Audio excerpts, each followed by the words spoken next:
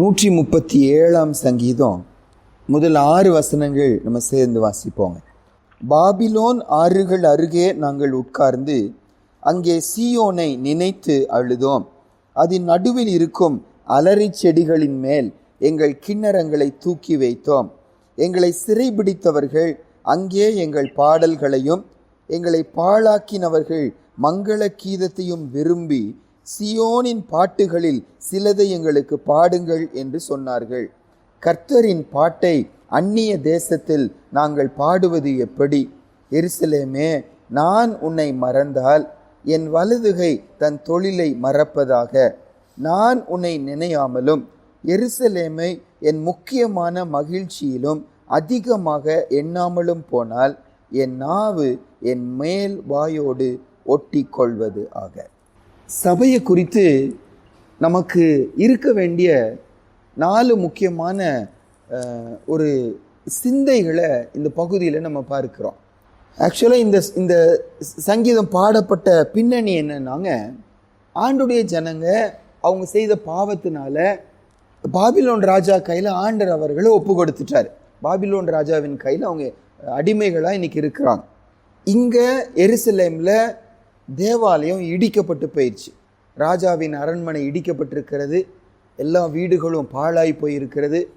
ஆலயம், அங்கே இருக்கிற தங்கம், வெள்ளி, வெண்கலம் எல்லாத்தையும் அந்த அங்கிருந்து ஸ்தானாபதிகள், அந்த சேனாபதிகள் வந்து எல்லாத்தையும் எடுத்துகிட்டு போயிட்டாங்க. தேவாலயம் டோட்டலி அழிக்கப்பட்டது போல ஒரு நிலைமை. அப்போது இங்கே பாபிலோனில் கர்த்தருடைய ஜனங்க இருக்கும்போது பாபிலோனில் நிறைய நதிகள் இருக்குமா. அப்போது நதிகள் ஓரமாக உட்கார்ந்து கொண்டு இருக்கிறாங்க. உட்கார்ந்து அழுது கொண்டு இருக்கிறாங்க. வசனத்தில் வாசிக்கிறோம், பாபிலோன் ஆறுகள் அருகே உட்கார்ந்து நாங்கள் அழுது கொண்டு இருந்தோம். எதை நினைத்து? எங்களுடைய இந்த நிலைமையை நினைச்சல்ல, அவங்க எதை நினைச்சு அழுகிறாங்களா? சியோனை நினைத்து என்ன செய்கிறாங்க? அழுது கொண்டு இருக்கிறாங்க. இப்படி அழுது கொண்டு இருக்கிற ஜனங்க, அப்போது அவர்களை அடிமைப்படுத்தின பாபிலோன் பிரபுக்கள் வருகிறாங்க, அந்த தலைவர்கள் வருகிறாங்க. இவங்க கிண்ணறங்களை பார்க்குறாங்க, இவங்க நல்லா பாடுகிறவர்கள். அப்போ அவங்கள பார்த்து கேட்குறாங்க, எங்களுக்கு சந்தோஷம் கொடுக்குற மாதிரி உங்கள் சியோனின் பாட்டை கொஞ்சம் என்ன செய்யுங்க, நீங்கள் பாடுங்க அப்படிங்கிறாங்க. அப்போ இவங்க சொல்லுகிறாங்க, நான் அந்நிய தேசத்தில் கர்த்தருடைய பாடலை நான் எப்படி பாட முடியும்னு சொல்லி கேட்டுட்டு அதுக்கப்புறம் 2 முக்கியமான வார்த்தையை சொல்லுகிறாங்க. எருசலேமே, நான் உன்னை மறந்தால் என் வலதுகை என் தொழிலை மறக்கட்டும். நான் உன்னை நினையாமல் போனால் எருசலேமே என் முக்கியமான மகிழ்ச்சி அதிகமாக எண்ணாமல் போனால் என் நாவு என் மேல் வாயோடு ஒட்டி கொள்வது. 4 முக்கியமான சத்தியங்கள் இந்த பகுதியில் வாசிக்கிறோம். முதல் காரியம், அந்த முதல் வசனத்தில் வாசிக்கிறோம், பாபிலோன் ஆறுகள் அருகே நாங்கள் உட்கார்ந்து அங்கே சியோனை நினைத்து அழுதோம். முதல் காரியமாக, அன்னைக்கு அந்த சியோனை நினைச்சவங்க என்ன செய்தாங்க? அழுதாங்க. இன்னைக்கு சபை சியோன். இது ரெண்டு கண்ணோட்டத்தோடு இது பார்க்க முடியும். ஒன்று, சபையுடைய பாழாய் போன நிலைமையை நினைத்து அதுக்காக கண்ணீர் விடுகிறவர்கள் சபையில் இருக்கணும். அப்படின்னு என்ன அர்த்தம்? ஆண்டர் விரும்புகிறது இப்படி தான் இருக்கணும்னு சபை. அது அவருடைய மனவாட்டி, அது அவருடைய சரீரம். அந்த அளவு சபை ஆண்டர் நேசிக்கிறாரு. சபைக்காக தான் தன் ஜீவனை கொடுத்தாரு. சபையை தான் பரிசுத்தப்படுத்த ஆண்டர் ஒரு நாள் கிரியை செய்கிறாரு. அந்த சபையை கூட்டிகிட்டு போக ஒரு நாள் வருகிறார். இந்த சபையை தனக்கேட்ட மனவாட்சியாய் மாற்றுவதற்காக தான் பரிசுத்த ஆவியானவரை கொடுத்தார். ஆனால் தேவனுடைய நோக்கம் நிறைவேறாமல், தேவனுடைய சித்தம் நிறைவேறாமல், சபை தேவனுடைய வார்த்தையை விட்டு அங்கெங்கே விலகி போய் வித்தியாசமாக கடந்து பாழாய் போகிறத நம்ம பார்க்கும்போது ஒரு ஆணுடைய பிள்ளைக்குள்ளே இருக்க வேண்டிய ஒரு ரெஸ்பான்ஸ் வந்து அதை பார்த்து அழுகிறவர்களா, பரிந்து பேசுகிறவர்களா, அதை மறுபடியும் ஒரு முடிய சபையை நீங்கள் விரும்புகிறபடி நீங்கள் என்ன செய்யுங்க, நீங்கள் மாற்றுங்க. ஏசப்பா, உங்களுக்கு பிரியமில்லாத ஓநாய்கள் உள்ள நுழைஞ்சிருக்கிறாங்க, உடைய பிள்ளை பிரியமில்லாமல் ஊழியர்கள் உள்ள நுழைஞ்சிருக்கிறாங்க, கூலிக்காரர்கள் உள்ள நுழைஞ்சிருக்கிறாங்க. இதெல்லாம் மாற்றி இப்படி மனதுக்கேற்ற மெய்ப்பர்களை அனுப்புங்க. சபையை முன்னிருந்தது போல நீங்கள் நிறுத்துங்க என்று சொல்லி ஜெபிக்கிறவங்க தேவையா? ஏன்னா சபையை தான் கர்த்தர் கூட்டிகிட்டு போக வரப்போகிறார். சபை சரியாக இல்லைன்னா அந்த பகுதி மக்கள் சரியாக இருக்க முடியாது. சபையில் இருக்கிற மக்கள் சரியாக இல்லைன்னா அவங்க எந்தெந்த பகுதியில் வாழுகிறாங்களோ, எங்கே வேலை செய்கிறாங்களோ அந்த பகுதியில் ஆசீர்வாதத்தை காண முடியாது. இப்போ ஆண்டவர் எதிர்பார்க்கிறது என்ன?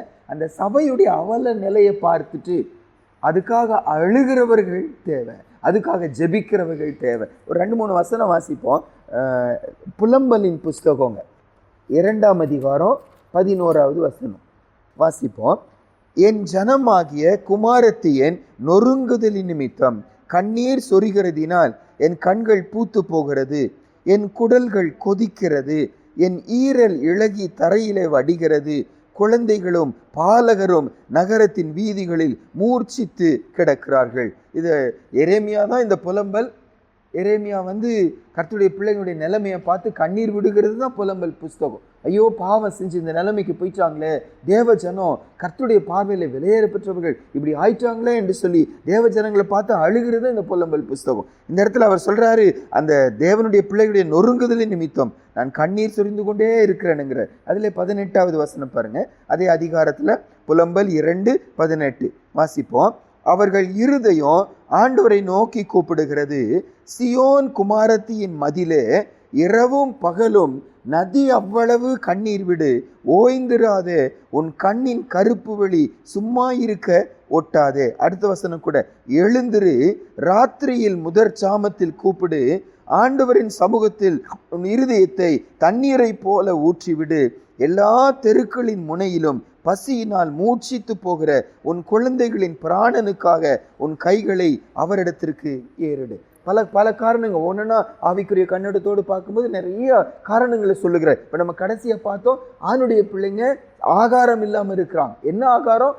தேவ வசனமாகிய ஆகாரம். வசனத்தை எப்படியோ திரிச்சு சொல்லுகிற ஏராளமான மக்கள் இன்னைக்கு இருக்கிறாங்க. அந்த இடத்துக்கு ஏற்றபடி அவங்க ஆசீர்வாதத்தை சொல்லி என்னெல்லாம் சொல்லுகிறவங்க இருக்கிறாங்க. அவர் தான் வேதனைப்படுகிறாரு, ஐயோ கர்த்தருடைய வசனம் இல்லாமல் ஜனங்க இருக்கிறாங்களே, அவர் என்ன சொல்ல விரும்புகிறாங்களோ அதை அறியாமல் இருக்கிறாங்களே, ஜனங்களை எப்படியோ வழிநடத்தி கொண்டு இருக்கிறாங்களே, அதை நினச்சி நீங்கள் கண்ணீர் விடுங்கன்னு சொல்லி சொல்லுகிறாங்க. அடுத்த அதிகாரத்தில் கூட அதே புலம்பல்ல 3ஆம் அதிகாரம் 48ஆம் வசனம் வாசிப்போம் பாருங்க. என் ஜனமாகிய குமாரத்தி அடைந்த கேட்டு நிமித்தம் என் கண்களிலிருந்து நீர்க்கால்கள் பாய்கிறது. 51வது வசனம் 51, என் நகரத்தினுடைய குமாரத்திகள் அனைவரின் நிமித்தமும் என் கண் என் ஆத்துமாவுக்கு நோவுண்டாக்குகிறது. முந்தின வசனம் கூட 49, 50 கூட வாசிப்போம். கர்த்தர் பரலோகத்திலிருந்து நோக்கி பார்க்க மட்டும் என் கண் இடைவிடாமல் ஓய்வின்றி சொரிகிறது.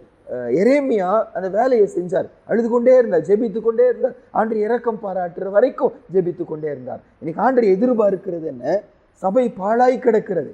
அவர் விரும்புகிற அந்த பரிசுத்த சபையில் இல்லை, அவர் விரும்புகிற நோக்கம் சபையில் இல்லை, அவர் விரும்புகிற வார்த்தை பேசப்படுகிறது இல்லை, வேற தேவையில்லாமல் என்னெல்லாம் பேசப்படுகிறது. சபையில் வியாபாரம் நடக்கிறது, சபையில் அசுத்தங்கள் நடக்கிறது. இதை பார்த்துட்டு அமைதியாக இல்லாமல் கண்ணீர் விடுகிற தேவ பிள்ளைங்க தேவை. அது 137ஆம் சங்கீதத்தில் பாபிலோன் நதி பக்கத்தில் இருக்கிறாங்க, எருசலேமை நினைச்சு சபையை நினைச்சு கண்ணீர் விட்டாங்க, எங்களால் பாட முடியாதுன்னு சொல்லி சொன்னாங்கன்னு வாசிக்க 1. இரண்டாவதாக 137ஆம் சங்கீதத்துக்கு மறுபடியும் வருவோம். 2ஆம் வசனம், 3வது வசனம், 4வது வசனம் வாசிப்போம். அதன் நடுவில் இருக்கும் அலரி செடிகளின் மேல் எங்கள் கிண்ணறங்களை தூக்கி வைத்தோம். எங்களை சிறைபிடித்தவர்கள் அங்கே எங்கள் பாடல்களையும் எங்களை பாழாக்கினவர்கள் மங்கள கீதத்தையும் விரும்பி சியோனின் பாட்டுகளில் சிலதை எங்களுக்கு பாடுங்கள் என்று சொன்னார்கள். கர்த்தரின் பாட்டை அந்நிய தேசத்தில் நாங்கள் பாடுவது எப்படி? பாருங்க, அந்த இவர்களை ஆளுகிறவர்கள் அந்த இடத்துல எங்களுக்கு கொஞ்சம் துக்கமாக இருக்குது, எங்களுக்கு கொஞ்சம் உற்சாகமாக இல்லை, எங்கள் துக்கத்தை மாற்றும்படி எங்களுக்கு உற்சாகப்படுத்தும்படி நீங்கள் உங்கள் சியோனின் பாட்டை உங்கள் இன்ஸ்ட்ருமெண்ட் எடுத்து நீங்கள் பாடுங்க அப்படிங்கிறாங்க. ஆனால் அவங்க பாடவில்லையா? நாங்கள் எப்படி பாடுவோம்னு சொல்லி அவங்க பாடவில்லைன்னு சில வசனம் சொல்லுது. இதில் என்ன கற்றுக்கொள்கிற? இரண்டாவதாகங்க, சபையில் அல்லது ஆணுடைய பிள்ளைங்க பாடுகிற பாடல் என்னை உற்சாகப்படுத்துறதுக்காக அல்ல, ஏதோ பரவசப்படுத்துவதற்காக அல்ல. நல்ல ட்ரம் அடித்து நல்ல உற்சாகமாக பாட்டு பாடி அவங்கள ஏதோ பரவசத்துக்குள்ளே கொண்டு போவதற்காக. இன்றைக்கி உலகம் அப்படி செய்து, உலகத்தில் அதுதான் நம்ம பார்க்குறோம். பயங்கரமாக பாடுறாங்க, பயங்கரமாக இன்ஸ்ட்ருமெண்ட் அடிக்கிறாங்க, ட்ரம் அடிக்கிறாங்க, என்னெல்லாம் செய்கிறாங்க, ஜனங்களை பரவசத்துக்கு கொண்டு போகிறாங்க, தாங்கள் ஏதோ பரிசுத்தமாக இருக்கிறது போல நினச்சிடுறாங்க. ஆனால் மறுபடியும் அதே பாவத்துக்குள்ளே போகிறாங்க. இன்றைக்கி ஆண்டுடைய பிள்ளைங்க அப்படி இருந்து விடக்கூடாது. ஆண்டு எதிர்பார்க்கிறது என்ன? ஒரு 3 வசனங்கள், அந்த தேவ பிள்ளைங்களுடைய பாடல்கள் எப்படி இருக்கணும் பைபிள் சொல்லுகிற ஒரு 3 வசனங்களை வாசிப்போம். 1 கொரிந்தியர் 14ஆம் அதிகாரம் 15வது வசனம் வாசிப்போம். இப்படி இருக்க செய்ய வேண்டுவது என்ன? நான் ஆவியோடும் விண்ணப்பம் பண்ணுவேன், கருத்தோடும் விண்ணப்பம் பண்ணுவேன், நான் ஆவியோடும் பாடுவேன், கருத்தோடும் பாடுவேன். ஆண்டு நம்மகிட்ட எதிர்பார்க்கிறது வெளிப்பிரகாரமான அந்த அழகுக்காக, வெளிப்பிரகாரமான ஏதோ இன்ஸ்ட்ருமெண்ட்டுக்காக ராகத்துக்காக அப்படி பாடக்கூடாது. என்னுடைய ஆவியோடு நான் என்ன செய்யணும்? ஆண்டவரை பாடணும். அது மாத்திரமல்ல, கருத்தோடு நான் என்ன செய்யணும்? நான் பாடணும். எனக்கு உண்மையாய் அறிக்கை செய்ய முடியாத ஒரு வார்த்தையை நான் என்ன செய்யக்கூடாது? நான் பாடக்கூடாது. அதுவும் ஒரு பரிசுத்தவான் சொல்றாரு, ஆணுடைய பிள்ளைங்க பொய் சொல்ல மாட்டாங்கன்னு சொல்லுவாங்க, ஆனால் பாடல் பாடுவதில் கண்டிப்பாக என்ன செய்வாங்க? பொய் சொல்லுவாங்க. ஏன்னா அந்த வரிகளுக்கும் நமக்கும் சம்பந்தமே இல்லை. அந்த வரிகள் படி நம்ம வாழ்க்கை வாழ்றதே இல்லை. ஆனால் பாடலுக்காக ராகத்துக்காக என்ன செய்யறோம்? பாடு. அது பாடுகிறவர்கள் ஒருவேளை தங்களை அர்ப்பணிச்சு அப்படி பாடுகிறாங்க, ஆனால் நம்ம அப்படி இல்லை. அப்போ அந்த மாதிரி வார்த்தைகள் பாடும்போது அந்த ஆண்டரை நம்ம என்ன செய்யறோம்? ஏமாத்துறோம். அவருக்கு நல்லா தெரியுமே உள்ளோம். அப்போ நம்முடைய பாடல் அவருக்கு சந்தோஷத்தை கொடுக்க முடியாது. ஆவியோடும் பாடணும், கருத்தோடும் பாடணும் ஆண்டரை எதிர்பார்க்கிறார். அதே மாதிரி எபேசியர் 5ஆம் அதிகாரத்துக்கு வருவோம். அங்க பாடல் பாடுவதின் நோக்கத்தை ஆண்டர் இந்த இடத்துல சொல்றார். எபேசியர் 5ஆம் அதிகாரம் 19, 20 வாசிப்போம். சங்கீதங்களினாலும் கீர்த்தனைகளினாலும் ஞான பாட்டுகளினாலும் ஒருவருக்கொருவர் புத்தி சொல்லிக்கொண்டு உங்கள் இருதயத்தில் கர்த்தரை பாடி கீர்த்தனம் பண்ணி நம்முடைய கர்த்தராகிய இயேசு கிறிஸ்துவின் நாமத்தினாலே எப்பொழுதும் எல்லாவற்றிற்காகவும் பிதாவாகிய தேவனை நீங்கள் ஸ்தோத்திரீங்கள். என்னுடைய பாடல்கள் ஒருவருக்கொருவர் என்ன கொடுக்கணுமா?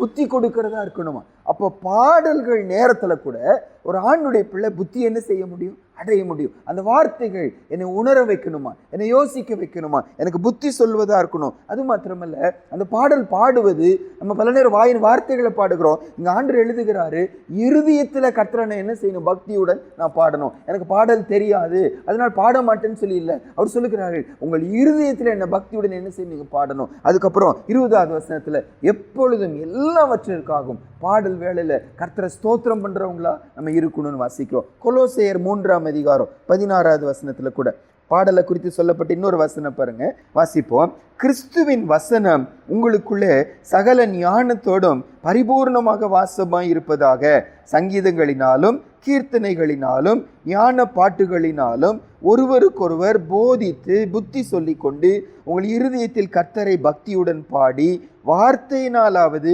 கிரியையினாலாவது நீங்கள் எதை செய்தாலும் அதையெல்லாம் கர்த்தராகிய இயேசுவின் நாமத்தினாலே செய்து அவர் முன்னிலையாக பிதாவாகிய தேவனை நீங்கள் ஸ்தோத்திரீங்கள். அந்த வசனத்துக்கு இந்த வசனத்துக்கு இருக்கிற வித்தியாசம் என்ன?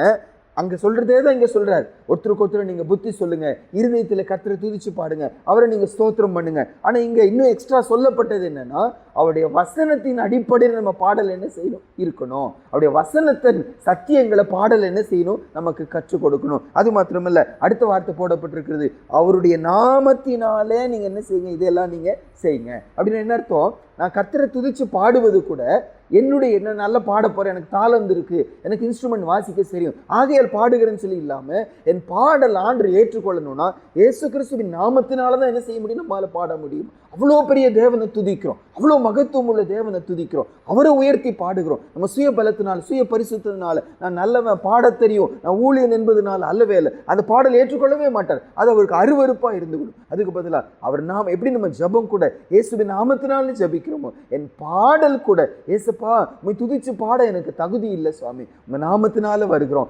இயேசுங்கிற நாமத்தினால தேவனை ஸ்தோத்திரிக்கிறவர்களா நம்ம இருக்கணும். அப்ப அந்த 137ஆம் சங்கீதத்துல பரவசத்துக்காக, அவங்கள சந்தோஷப்படுத்துவதற்காக, அவங்க துக்கத்தை மாற்றுவதற்காக நான் பாடல் பாட மாட்டேன். என் பாடல் வேதத்தின் அடிப்படையில் இருக்கணும் என்று சொல்லி நம்ம தீர்மானம் எடுக்கணும். இரண்டாவது சத்தியமா. மூன்றாவது 137ஆம் சங்கீதத்துக்கு மறுபடியும் வருவோம். 5ஆம் வசனம் 6ஆம் வசனம் வாசிப்போம் பாருங்க. எருசலேமே, நான் உன்னை மறந்தால் என் வலது கை தன் தொழிலை மறப்பதாக, நான் உன்னை நினையாமலும் எருசலேமை என் முக்கியமான மகிழ்ச்சியிலும் அதிகமாக எண்ணாமலும் போனால் என் நாவு என் மேல் வாயோடு ஒட்டி கொள்வதாக. மூன்றாவது சத்தியம் என்னன்னா, இவங்க பாபிலோன்ல இருக்கிறாங்க. ஆண்டவர் முதலே இவர் மூலமா சொல்லிட்டாரு, 70 வருஷம் நீங்க என்ன செய்வாங்க? அடிமையா இருப்பீங்கன்னு சொல்லிட்டாங்க. அப்போ இவங்களுடைய நிலைமை ரொம்ப அவல நிலைமை. கர்த்தரை துதிக்க முடியாது, ஆராதிக்க முடியாது, ஆசாரியர்கள் இல்லை, பலி செலுத்த முடியாது, தங்கள் வீடுகளில் தங்க முடியாது, தங்கள் இஷ்டப்படி எதுவுமே செய்ய முடியாது. ஒரு அப்பா ஒரு பக்கம், அம்மா ஒரு பக்கம், பிள்ளைங்க ஒரு பக்கம், அங்கங்கே சிதறடிக்கப்பட்ட நிலைமையில் அங்கே இருக்கிறாங்க. அப்போ இவங்க இந்த சங்கீதத்தில் அது எழுதினவர் என்ன சொல்லுகிறாரு? எங்கள் குடும்பத்தை நாங்கள் மறந்துட்டோன்னா, எங்கள் பிள்ளைகளை நாங்கள் நினையாமல் போயிட்டோம் அப்படின்லாம் சொல்லாமல் எருசலேமை நாங்கள் மறந்து போயிட்டோம், எருசலேம் என்னங்க நினையாம போயிட்டா எங்க கை தொழில மறக்கட்டும், எங்க நாவு மேல்வாயோடு ஒட்டி கொள்ளட்டும். இப்போ மூன்றாவதாக ஆண்டவர் எதிர்பார்க்கிறது என்ன? கர்த்தருடைய பிள்ளைங்க ஆண்டவரையும் அவருடைய சபையையும் நினைத்து கொண்டே என்ன செய்யணுமா இருக்கணுமா. ஏன்னா சபை கர்த்தருடைய பார்வையில் ஒரு ரகசியம், அது விலையேற பெற்றது. அதுக்காக தன் ஜீவனையே கொடுத்தாரு. அது அந்த அளவு ஆண்டவர் நேசிக்கிறார். ஆண்டவர் இரவும் பகலும் சபையை குறித்து எண்ணமாவே இருக்காராம். அவருடைய ஏக்கமே அதுதான். தனக்கு ஏற்றபடி சபை என்ன செய்யணும்? மாறணும். பரிசுத்த ஆவியினுடைய கிரியை கூட என்ன? சபையை அவருக்கேற்ற மனவாட்டியாய் மாற்றிக்கொண்டே வருகிறார். அப்போ அவர் அந்த அளவு சபைக்கு முக்கியத்துவம் கொடுக்கும்போது நானும் நீங்களும் அன்றே எருசலேமாகிய உம்முடைய சபையை நினைக்கிறவர்களா, மறவாமல் இருக்கிறவர்களா எங்களை நீங்க மாற்றுங்க ஏசப்பா. ஏசாயா புஸ்தகத்துல இதை பத்தி சொல்லப்பட்ட ஒரு 3 வசனம் வாசிப்போம்.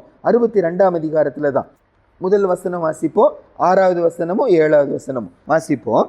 சீயோனின் நிமித்தமும் எருசலேமின் நிமித்தமும் நான் மௌனமாயிராமலும் அதன் நீதி பிரகாசத்தை போலவும் அதன் ரட்சிப்பு எரிகிற தீவெட்டியை போலவும் வெளிப்படும் மட்டும் அமராமலும் இருப்பேன். 6ஆம் வசனம் 7ஆம் வசனம் அதுலயே ஏசாயா 62, 6, 7. எருசலேமே, உன் மதில்களின் மேல் பகல் முழுதும் ரா முழுதும் ஒரு காலம் மௌனமாய் இராத ஜாமக்காரரை கட்டளையிடுகிறேன். கர்த்தரை பிரஸ்தாபம் பண்ணுகிறவர்களே, நீங்கள் அமெரிக்கையாய் இருக்கலாகாது. அவர் எருசலேமை ஸ்திரப்படுத்தி பூமியிலே அதை புகழ்ச்சியாக்கும் வரைக்கும் அவரை அமர்ந்திருக்க விடாதிருங்கள். ஆண்டோட்ட நினையாம மறவாம ஜெபித்து கொண்டே இருக்கணுமா. சபைக்காக ஜெபித்து கொண்டே இருக்கணுமா. சபை என்ன செய்யணும்? அது கர்த்தருடைய மகிமை என்ன செய்யணும்? வெளிப்படுத்தணும். அந்த நீதி பிரகாசிக்கணும். ரட்சிப்பு இன்னும் சபையில வளரணும். சபை கர்த்தருடைய பார்வையில ஒரு புகழ்ச்சியாய் ஆகணும். அமைதியாய் இருக்கக்கூடாது இரவும் பகலும். அதுக்காக நீங்க அழுது கொண்டே இருங்க, ஜெபித்து கொண்டே இருங்கன்னு வாசிக்கிறோம். ஆண்டவர் நம்மகிட்ட எதிர்பார்க்கிறது நம்முடைய ஜெபங்களில, நம்முடைய சிந்தைகளில, ஆண்டவரே இந்த சபையை குறித்து நான் யோசிக்கிறவனா இருக்கணும். அது எனக்கு டைம் இருந்தா வாரத்துக்கு ஒரு தடவை ஜபத்துக்கு வரும்போது மட்டும் நினைவு கூறுகிறவனா இல்லாம சபையை குறித்து மறவாமல் நினைத்து கொண்டே இருக்கிறவர்களா அவனுடைய பிள்ளைங்க இருக்கு. அது வெறும் ஊழியக்காரனுக்கு மட்டும் பங்கு அல்ல, ஏதோ அதுல ஊழியத்தில் ஈடுபடுகிறவர்களுக்கு மட்டுமல்ல. 137ஆம் சங்கீதத்திலும் வாசிக்கிறோம். எல்லாருடைய பாரம் அது இருக்கணுமா. என்னுடைய மனசு அதுலயே இருக்கணும். அதை நான் நினைவு கூறணும். அந்த சபையில நானும் ஒரு அவயம். அந்த சபையை தான் கர்த்தர் பரிசுத்தப்படுத்திட்டே வர, சபையை தான் ஆயத்தப்படுத்திட்டே வர. இப்போ இரவும் பகலும் அதை நினைக்கிறவர்களா நம்ம இருக்கணும்னு எதிர்பார்க்கிற. மூன்றாவதாக. 4ஆவதாக 137ஆம் சங்கீதத்துக்கு மறுபடியும் வருவோம். 6வது வசனத்துல இன்னொரு வார்த்தை வாசிக்கிறோம் பாருங்க. நான் உன்னை நினையாமலும் எருசலேமை என் முக்கியமான மகிழ்ச்சியிலும் அதிகமாக எண்ணாமலும் போனால் என் நாவு என் மேல் வாயோடு ஒட்டி கொள்வதாக. 4வது, நமக்கு மகிழ்ச்சி கொடுக்கிற எல்லாவற்றை விட, அது முக்கியமான மகிழ்ச்சி கொடுக்கிற எல்லாவற்றை விட இந்த எருசலேம் எனக்கு அதிகமான மகிழ்ச்சியை கொடுக்கறதா என்ன செய்யணுமா? இருக்கணுமா. ஆண்டு நம்ம ஜெபிக்க வேண்டியது என்ன? ஆண்டு எனக்கு உங்க சமூகம் தேவ பிள்ளைங்க கூடி ஜெபிக்கிற அந்த காரியம் எனக்கு சந்தோஷத்தை என்ன செய்யணும்? கொடுக்கணும். எல்லா சந்தோஷத்தை விட அந்த சந்தோஷம் அதிகமா இருக்கணுமா. ஜீவனை விட, சாப்பாடை விட, பூமிக்கிற எந்த ஆசீர்வாதத்தை விட அந்த சந்தோஷம் எனக்கு பெரியதான சந்தோஷமா இருக்கணும். அவங்க ஜெபம் பண்றாங்க. நான் அப்படி இல்லாம போயிட்டா என் நாவு மேல்வாயோட என்ன செய்யட்டும்? ஒட்டி அப்படின்னு என்னத்தை ஊமையன் ஆகட்டும், நான் பேச முடியாம போகட்டும், நான் துதிக்க முடியாம போகட்டும், வேலை செய்ய முடியாம போயிட்டும். சபை என்பது எனக்கு சந்தோஷம் கொடுக்கிற இடமாய் மாறும். 84ஆம் சங்கீதத்துல அது அனுபவிச்சவா தாவீது சொல்லுகிற ஒரு சில வார்த்தை வாசிப்போம். 84ஆம் சங்கீதம் முதல் வசனம், 2வது வசனம், 10வது வசனம் வாசிப்போம். சேனைகளின் கர்த்தாவே, உமது வாசஸ்தலங்கள் எவ்வளவு இன்பமானவைகள். என் ஆத்துமா கர்த்தருடைய ஆலய பிரகாரங்களின் மேல் வாஞ்சையும் தவனமுமாய் இருக்கிறது. என் இருதயமும் என் மாம்சமும் ஜீவனுள்ள தேவனை நோக்கி கம்பீர சத்தமிடுகிறது. 10வது வசனம். 1000 நாளை பார்க்கிலும் உமது பிரகாரங்களில் செல்லும் ஒரே நாள் நல்லது. ஆகாமிய கூடாரங்களில் வாசமாய் இருப்பதை பார்க்கிலும் என் தேவனுடைய ஆலயத்தின் வாசற்படியில் காத்திருப்பதையே தெரிந்து கொள்வேன். தாவீதுக்கு அந்த ஆண்டுடைய சமூகம் எவ்வளவு சந்தோஷமா இருந்துச்சு, எவ்வளவு மேன்மையா, அவ்வளவு பெரிய ராஜா, அவ்வளவு பிஸியா இருக்கிறவர். ஆனா அவர் சொல்றாரு, எனக்கு வேற எல்லா சந்தோஷத்தை விட சபைக்குள்ள போய் உட்காருவது தான் சந்தோஷம். அது வாசற்படியில் உட்கார்ந்துட்டா கூட போதும். எனக்கு பெரிய பதவியெல்லாம் எனக்கு தேவையில்லை, ஒரு கால்மதியா நான் இருந்துட்டா கூட போதும். 1000 நாள் வேற எங்கே இருக்கிற விட ஒரே நாள் ஆண்டுடைய சமூகத்துல நல்லது. ஆனா எங்களுக்கு இந்த சந்தோஷத்தை தான் தேவ பிள்ளைகளின் ஐக்கியம், சபையின் ஐக்கியம் எங்களுக்கு சந்தோஷமாய் மாற பண்ணுங்க. 4 காரியத்தை நீ காலில் அண்ணமோடு கேள்வி வைக்கிறார். சபை பாழாய் போய் கொண்டிருக்கும் போது, சபையுடைய காரியங்கள் கர்த்தரை விட்டு தூரமாய் போய் கொண்டிருக்கும் போது, சும்மா அந்த பக்கம் அகன்று போகிற ஒரு லேவியனா ஆசாரியனா இருந்தாம் அதுக்காக கரிசனை கொண்டு அழுகிறவர்களா எங்களை நீங்க மாற்றுங்க ஏசப்பா. பாடல்கள் பாடுவது கூட பரவசத்துக்காக, ஏதோ சந்தோஷத்துக்காக பாடுகிறவர்களா இல்லாம வேதம் சொல்லுகிறபடி கர்த்தருடைய நாமத்தினால பாடணும், ஆண்டவரை ஸ்தோத்திரம் பண்ணணும், அதனால நான் புத்தி அடையணும், அதனால அவருக்குள்ள நான் இன்னும் அதிகமா பலப்படுகிறவனா இருக்கணும். பாடல் நேரமும் ஆண்டவர் விரும்புகிறபடி நம்ம இருக்கணும். ஆண்டவர் எதிர்பார்க்கிற சபையை, கர்த்தருடைய பிள்ளைகளின் ஐக்கியத்தை நான் மறவாமல் இருக்கணும், நினைத்து கொண்டே இருக்கணும், இரவும் பகலும் அந்த சிந்தனை எனக்கு இருக்கணும்னு வசனம் சொல்லுது. நாலாவதாக நம்ம வாசிக்கிறோம், அது நமக்கு சந்தோஷமா மாறணும். தாவீது சொல்லுகிறாரு, கர்த்தருடைய ஆலயத்துக்கு போவோம் வாருங்கள் என்று சொன்ன போது நான் மகிழ்ச்சியான, எனக்கு ஒரு மகிழ்ச்சி கொடுக்கணும். ஆண்டவரே எங்களுக்கு நீங்க உதவி செய்யுங்க, ஆண்டுகிட்ட அர்ப்பணிப்போம். இந்த சபைங்கிற சத்தியம் ரொம்ப முக்கியமான ஒரு சத்தியம் பைபிள்ல, அது ஒரு ரகசியம் பைபிள் சொல்லுது. ஆண்டவர் நமக்கு அதை கற்றுக் கொடுத்தாதான், அந்த அறிவை எனக்கு கொடுத்தாதான், அந்த வெளிப்பாடு கொடுத்தாதான் நம்மளால புரிந்து கொள்ள முடியும். ஆண்டவரே எங்களுக்கு சபையோடு இருக்க உறவில மாற்றத்தை உண்டாக்குங்க.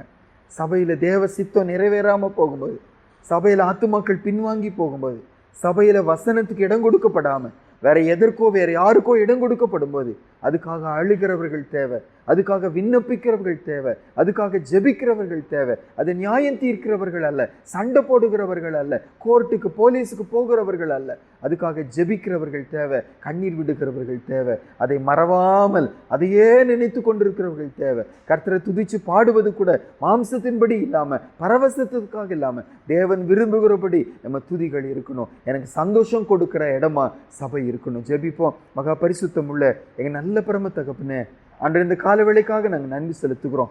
அப்பா, இந்த 137ஆம் சங்கீதத்தை எங்க முன்னால நிறுத்தி சபையோடு எங்களுடைய உறவு இன்னைக்கு எப்படி இருக்கிறது என்று சொல்லி ஆராய்ந்து பார்க்க வைப்பதற்காக ஸ்தோத்திரம். உண்மைதான் ஆண்டவரே, எங்க குடும்பத்துல ஒரு சின்ன பிரச்சனைன்னா அழுகிறோம் ஆண்டவரே, எங்க பிள்ளைங்க ஒரு சின்ன விஷயத்துல தவறு செஞ்சுட்டா நாங்க கண்ணீர் விடுக்கிறோம் ஆண்டவரே. ஆனா சபையில தேவனுடைய நாமம் மகிமைப்படாமல் இருக்கும்போது, சத்தியம் இடறி விழும்போது, ஆண்டவர் யதார்த்தம் இல்லாம போகும்போது, கர்த்தர் விரும்புகிற பரிசுத்தம் இல்லாம போகும்போது, அதுக்காக அழுகிறவர்களா எங்களை நீங்க மாற்றுங்க. அப்படி ஒரு சிந்தையை எங்களுக்கு தாங்க ஏசப்பா. ஆனால் இன்னைக்கு பாடல் நேரம் பிசாசுக்கு மகிமை கொடுக்குற நேரமா போய்விட்டது அப்பா. பரிசுத்தம் இல்லாம, பயம் இல்லாம, குதிச்சு ஆடி ஆண்டரை பாவத்துக்குள்ள போகிற நேரமா இன்னைக்கு பாடல் நேரம் சபைகளில் போய்கொண்டிருக்கிறதப்பா. ஆண்டரை அதை வச்சு வாலிபர்கள் நிறைய பேர் மாம்சத்துக்குள்ள போய்கொண்டிருக்கிற பிசாசுக்கு இடம் கொடுக்கிறத பார்க்கிறோம். பாடல் நேரம் ஆண்டரை பரிசுத்தமுள்ள ஒரு நேரமா, பரிசுத்தம் அடைகிற நேரமா, புத்தி அடைகிற நேரமா, உள்ளத்துக்குள்ள பக்தியாய் பாடுகிற ஒரு நேரமா, ஆவியோடு உண்மையோடு துதிக்கிற ஒரு நேரமா, என் ஆண்டவரை மனதார துதிக்கிறவர்களா, வசனத்தை கொண்டு கர்த்தருடைய நாமத்தினால செய்கிறவர்களா எங்களை மாற்றுங்க ஆண்டவரே. சபையை மறவாமல் இருக்கிறவர்களுக்கு தேவைன்னு சொல்லி சொல்லுகிறீங்க. அதுக்காக இரவும் பகலும் ஜெபித்து கொண்டிருக்க நினைத்து கொண்டிருக்கிறவர்கள் அது ஒரு கீர்த்தியாய் மாறுகிற வரைக்கும், புகழ்ச்சியாய் மாறுகிற வரைக்கும், நீதியும் ரட்சிப்பும் வெளிப்படுகிற வரைக்கும், அதுக்காக அந்த இரவும் பகலும் நினைத்து கொண்டிருக்க தேவைன்னு சொல்லி சொல்லுகிறீங்க. ஆட்கள் தேவைன்னு பல இடங்களை பார்ப்பது போல நீங்க சபையை வைத்து ஆட்கள் தேவைங்கிற ஒரு போர்டு எங்க முன்னால வைக்கப்படுவதற்காக ஸ்தோத்திரம். நினைக்கிறவர்களா, மறவாமல் இருக்கிறவர்களா எங்களை நீங்க மாற்றுங்க. எல்லாத்துக்கும் மேல பூமிக்குரிய எல்லா சந்தோஷத்தை விட எங்களுக்கு சந்தோஷம் கொடுப்பது உங்க சபையா இருக்கட்டும் ஆண்டவரே. அப்படி ஒரு இடமா எங்க சபைகளை மாற்றுங்க. அப்படி இல்லாததுனாலதான் நிறைய பேரு மாம்சமான சந்தோஷத்தை கொடுக்கிற இடத்துக்கு போயிடறாங்க ஏசப்பா. எங்க சபை அப்பா வீட்டுல சந்தோஷம் இருக்குன்னு வாசிக்கிறோமே, அந்த சந்தோஷம் எங்க சபைகளில் இருக்கட்டும். அதுக்கு தடை செய்கிற எதுவா இருந்தாலும், யாரா இருந்தாலும் அவங்க மாற்றி போடுங்க ஏசப்பா.